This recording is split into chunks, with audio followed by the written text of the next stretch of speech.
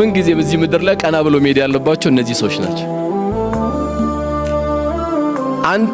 አንቺ በጥረትሽ የምትኖሪ በተቃራኒ ባልሽ በወር ደሞዝ እየተሯሯጠ የኮሚሽን ስራ እየሰራ ትንሽ ሱቅ እየከፈተ የቤት ኪራይ ለመክፈት እየታገለ ትምህርት ቤት ለመክፈል እየታገለ የኖረ ባልሽ ይሄንማ በቤት ሲገባ እግሩን ጠቢው አንቺ ነሽ ትልቅ ባል ያለሽ።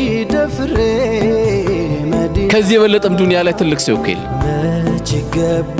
ሐላሉን እየከሰበ ዳቦ ይዞ የሚመጣ ባል፣ ሐላሉን እየከሰበ ዳቦ ይዞ የሚመጣ አባት፣ ሐላሉን እየከሰበ ቤተሰቦችን የሚመራ ወንድሜ አንተ ትልቅ ሰው ነህ።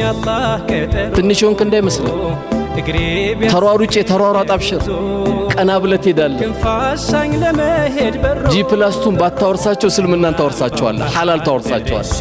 አባትህ እኮ ታጋይ ነበር ትባላለህ። ሐላልን ለመፈለግ አባትህ እንዴት ታጋይ ነበር ትባላለህ። የዛንም ሲቀማ እዚህም ሲያስለቅስ የነበረ ደግሞ ዝም በል የህዝብ ገንዘብ በልቶ አባትህ ትባላለህ። እናውቀዋለን እኮ አባትህ የሆነ ጊዜ ከሆነ ሰው ስትጣላ ትሸማቀቃለህ። አባትን አላቆምና ነው ስንት ሰው አስለቅሶ ይሄን ገንዘብ እንዳመጣው ትባላለህ።